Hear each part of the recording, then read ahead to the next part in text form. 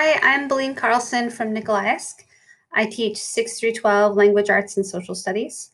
This year we're doing US history. I run a Google Sites website to house learning ideas, assignment opportunities, things that the kids can do. And I'm also using Google Classroom at our school. So the kids can access their assignments via my website, and this is the homepage, or they can go and click on their class up at the top to navigate to where they can find their week at a glance.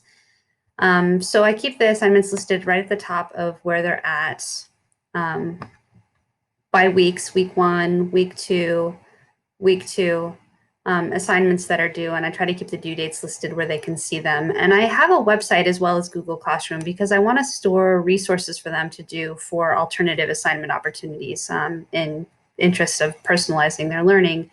A student can come to me and negotiate a different assignment if they, for instance, hate reading A Sound of Thunder, or they don't like Ray Bradbury, or they're interested in going deeper than what the rest of the class is working on. They can scroll down and find resources to work on something different. And so my website is to kind of house all those different ideas, Battle of the Books resources, the Hamilton Project, the vision boards, crash course stuff, and other things that I've put together, podcasts that I found for the kids to work on rather than just the one straight assignment.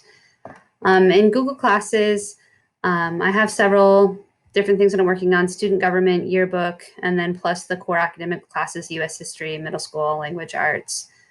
So each assignment, the intention is that they can get onto their assignment and they can actually do this without support from me. Many of them can do it without support from me, or very little support from me, until it's time to move into feedback mode.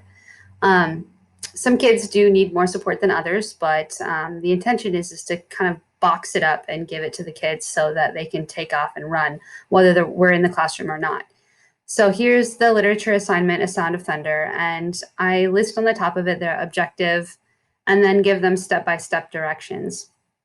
In the interest of universal design, I provide an audio version, a text version.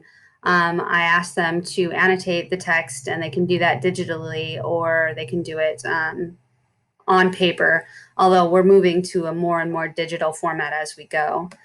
And then I've got discussion questions listed here, and I've given them a video resource too. It's from Ray Bradbury Theater. I found it on YouTube, so that the kids have a way to immerse themselves in the literature and some different avenues of getting to the core idea of it.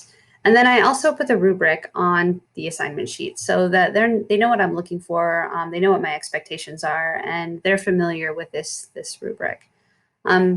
This is how I operate in the classroom for language arts and for social studies. Their projects, their units are all boxed up and ready to go and given to them, and they have several different ways to find that and to organize themselves as they want.